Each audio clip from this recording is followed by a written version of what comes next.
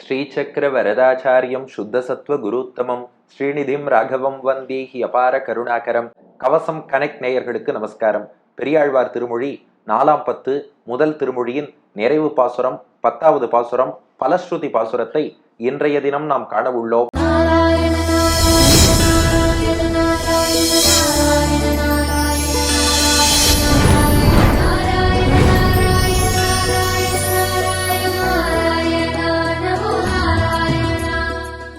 இதுவரை 9 பாசுரங்கள்ல பெரியாழ்வாரே பெருமாளை சேவிக்க வேண்டும்ங்கிற ஆர்வம் கொண்டவர்களாகவும் ஆகி, பெருமாளை சேவிச்ச ஆனந்தத்தை வெளிப்படுத்துபவர்களும் ஆகி, அருமையாக 2 பேர் உரையாடி கொள்வதாக 9 பாசுரங்களை அமைத்தார். இதை அனுபவிச்சதே பெரிய பலன். அத்தோடு அனுபவிச்சவாளுக்கு இன்னொரு பெரிய பலனும் சொல்கிறார் பெரியாழ்வார். அது என்ன? அதுதான் 10வது பாசுரம். கரிய முகில் புரை மேனி மாயனை கண்ட சுவடு உரைத்து புரவி முகம் செய்து சென்னல் ஓங்கி விளை கழனி புதுவை திருவில் பொலி மறைவாணன் பட்டர்பிரான் சொன்ன மாலை பத்தும் பரவும் மனமுடை பத்தருள்ளார் பரமனடி சேர்வர்களே.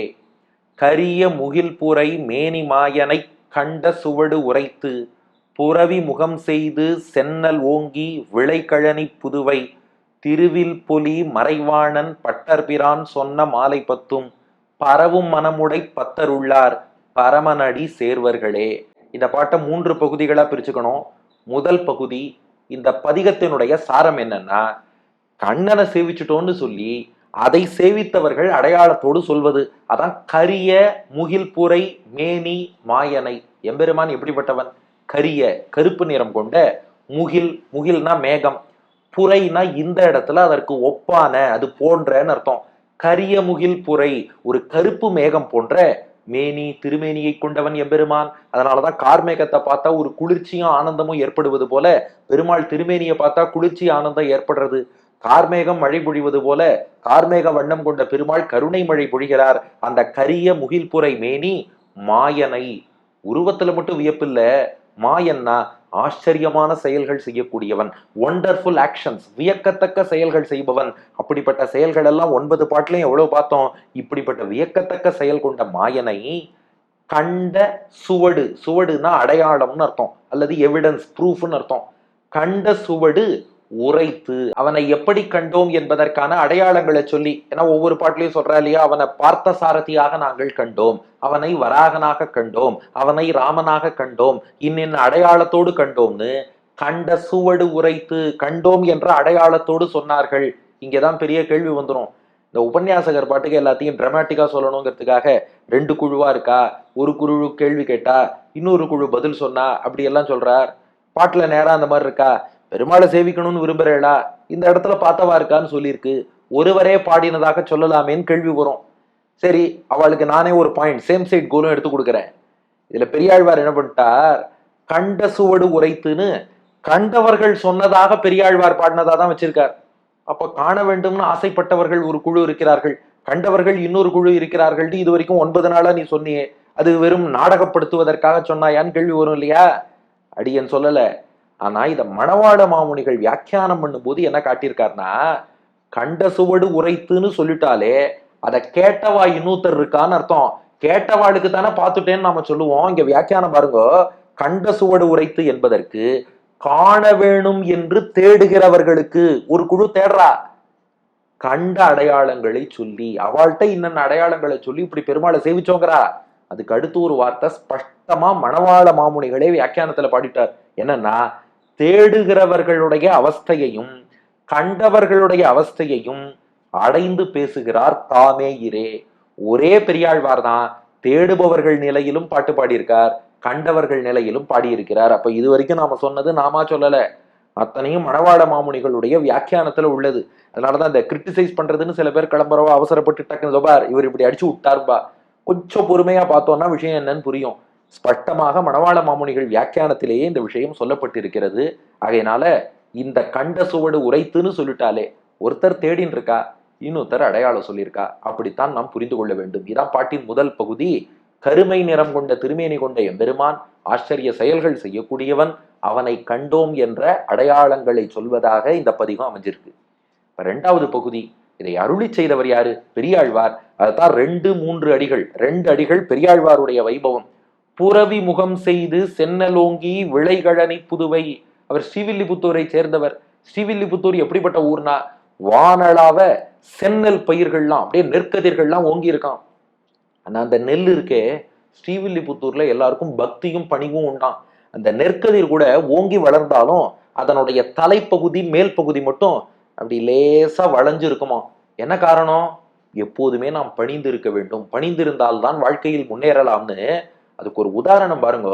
புறவி முகம் செய்து, புறவின்னா குதிரைன்னு அர்த்தம், செய்துன்னா இந்த இடத்துல போலன்னு அர்த்தம். தமிழ்ல பாருங்க, ஆண்டாளும் திருப்பாவையில பயன்படுத்தினார், கிங்கிணி வாய் செய்த தாமரை பூ போலேன்னு. அங்க கிங்கிணி வாய் போன்ற தாமரை பூன்னு புரிஞ்சுக்கணும். அது போல புறவி முகம் செய்துன்னா குதிரை முகம் போல. குதிரை இருக்கே, உடம்பெல்லாம் பாருங்க மேல் நோக்கி வரும், குதிரையோட முகம் மட்டும் கீழ் நோக்கி வந்துடும். அந்த குதிரை முகம் செய்து, புறவி முகம் செய்துன்னா அந்த குதிரையின் முகம் போல நெற்கதிரின் உச்சி பகுதி மட்டும் அப்படி லேசா வளைஞ்சு கீழே இருக்குமா. சென்னல் ஓங்கி, சென்னல் கதிர் ஓங்கி நல்ல ஓங்கி வானளாவ இருக்கும். இருந்தாலும் புறவி முகம் செய்து சென்னல் ஓங்கி அந்த முகம் தலை மட்டும் குதிரையை போல இப்படி பணிஞ்சு இருக்கும். காரணம் என்ன? அப்படி இருந்தால்தான், பணிவு இருந்தால்தான் வாழ்க்கையில் முன்னேறலாம். அதை அந்த நெற்கதிர்கள் ஸ்ரீவில்லிபுத்தூர்ல காட்டுறதான். ஒரு புது கவிஞர் ரொம்ப அழகா சொன்னார். நல்ல நெற்கதிர்னு எப்படி கண்டுபிடிக்கலாம்னா, தரைய பார்த்து நிக்குது நல்ல கதிரு, தன் குறையை மறந்து மேலே பாக்குது பதறு, அது போல் அறிவு உள்ளது அடங்கி கிடக்குது வீட்டிலேயே, எதுக்கும் ஆகாத சிலது ஆர்ப்பாட்டம் செய்யுது வெளியிலேயே. இதெல்லாம் இங்க நம்ம பெரியாழ்வார் பாட்டுல இருக்கு. புறவி முகம் செய்து சென்னல் ஓங்கி, அப்படி தலை மட்டும் குனிந்து நெற்கதிர்கள் உயர வளர்ந்திருக்கு. விளை, அப்படிப்பட்ட நெற்கதிர்கள் விளையக்கூடிய கழனி, கழனினா வயல்னு அர்த்தம், இவை விளையக்கூடிய வயல்கள் நிறைந்த புதுவை ஸ்ரீவில்லிபுத்தூரை சேர்ந்தவர் பெரியாழ்வார். அதனாலதான் இயல்பிலேயே அவரும் பெருமாள்கிட்ட அப்படி தலை வணங்கி இருக்கிறார். திருவில் புலி மறைவாணன். அதுவும் மேலும் பெரியாழ்வார் எப்படிப்பட்டவர்னா, திருன்னா செல்வம்னு அர்த்தம், இந்த இடத்துல பக்திங்கிற செல்வம். திருவில் பொலி, பக்தி என்ற செல்வத்தாலே பொலிவு பெற்று தேஜஸோடு விளங்கக்கூடிய மறைவாணன். மறைனா வேதம், வாணன்னா நிர்வாகக்கர்னு அர்த்தம். வேதங்கள் எல்லாம் வச்சு அப்படி மேனேஜ் பண்ணி அதுக்கு அர்த்தம் சொல்லக்கூடியவர்னு அர்த்தம். தமிழ் வாணன்னு சொல்றோம் பாருங்க, தமிழ நல்லா ஆளுமையோடு இருந்தாருன்னா தமிழ் வாணன்போம். மறைவாணன்னா வேதங்களிலே இந்த ஆளுமை கொண்டவர்னு அர்த்தம். திருவில் பொலி, பக்தியால் ஒளி வீசுகிறார். மறைவாணன், வேதங்கள்ல அத்தாரிட்டியா இருந்து ஆளுமை செலுத்துகிறார். பட்டர் பிரான், அவர் தான் எங்க பட்டர் பிரான் ஆகிய பெரியாழ்வார் சொன்ன, அவர் திருவாயால் சொன்ன மாலை 10 பாசுரங்கள் அடங்கிய சொல் மாலை. அச்சா, பாட்டின் 2வது பகுதி. குதிரையின் முகம் போல நெற்கதிர்கள் ஓங்கி வளர்ந்தாலும் லேசா வளைஞ்சிருக்கக்கூடிய ஸ்ரீவில்லிபுத்தூர், அந்த ஊரை சேர்ந்த பெரியாழ்வார். அவர் பக்தியால் பொலிகிறார், வேதங்கள்ல பெரிய அத்தாரிட்டியாக விளங்குகிறார். அந்த பட்டர் பிரான் பாடிய சொல் மாலை 10 பாசுரங்கள். இப்ப பாட்டின் நிறைவு பகுதி, 3வது பகுதி, 4வது அடி. இதை சேவிக்கிற நமக்கு என்ன பலன்? பரவும் மனமுடை பத்தர் உள்ளார், பரமனடி சேர்வர்களே. பரவும், பரவுதல்னா இந்த இடத்துல மாமுனிகள் வியாக்கியானம் அனுசந்தானம் செய்தல். இதை சொல்லி பெருமாளை ஸ்தோத்திரம் பண்ணணும். ஆக இந்த 10 பாசுரம் எவ்வளவு அழகா பெரியாழ்வார் பாடியிருக்கார். அதை அனுபவிச்சு பரவும் மனமுடை. இதுல பாருங்க, பலஸ்ருதியில மட்டும் ஆங்காங்கு பெரியாழ்வார் புடி வச்சிருவார். இந்த பாசுரங்களை சேவிக்க வேண்டாம்னு சொல்ல வரல, சேவிக்கலனாலும் பரவாயில்லையா, பரவும் சேவிக்கணும்னு மனமுடை, மனசு இருந்தாலே போதுமா. ஆக இந்த 10 பாட்டு நன்னா இருக்கே, பெருமாளை சேவிச்சோன்னு பாடினதா.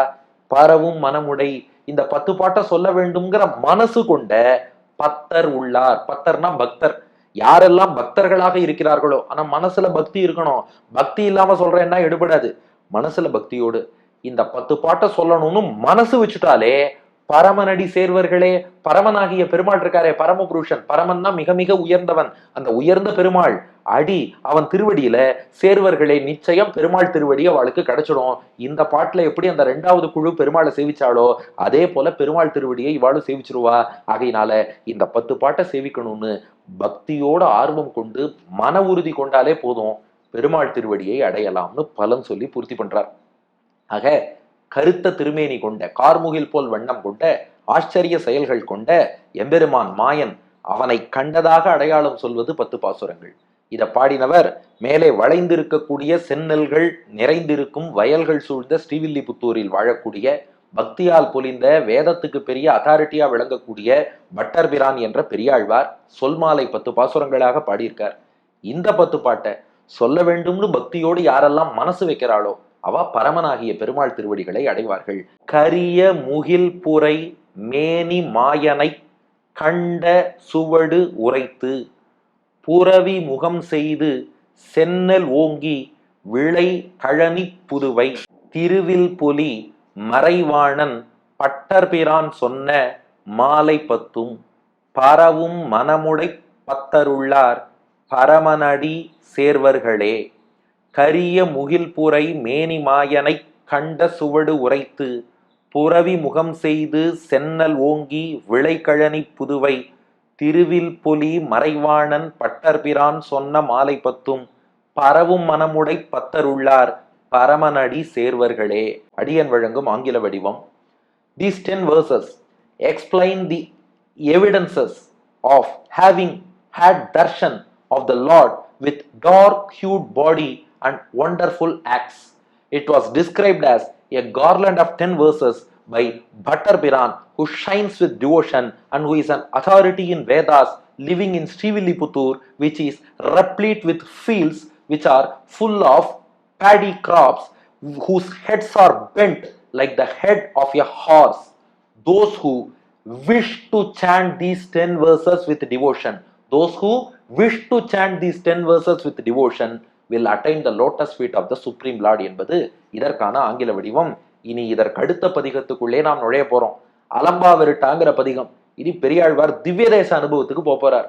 ஏன் திடீர்னு திவ்ய தேசத்துக்கு வந்தார், அதுக்கான காரணத்தையும் பார்த்துட்டு அழகர் மலையை நோக்கி நாம் பயணிப்போம். பெரியாழ்வார் திருவடிகளே சரணம்.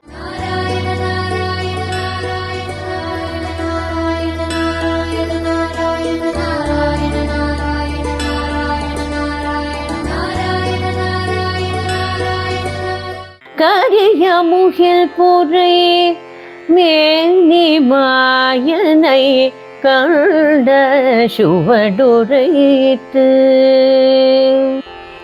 கரிய முகில் புரை மேனி மாயனை கண்ட சுவடுரைத்து புரவி முகம் செய்து சென்னல் ஓங்கி விளைகழனி புதுவை புரவி முகம் செய்து சென்னல் ஓங்கி விளைகழனி புதுவை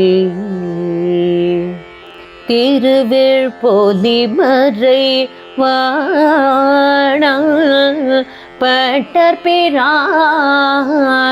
சொன்ன மாலை பத்தும் திருவேழ் பொலி மறை வாண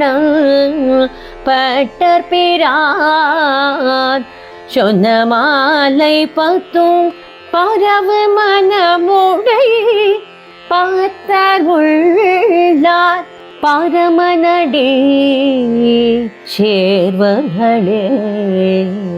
பரமனடி சேர்வர்களே.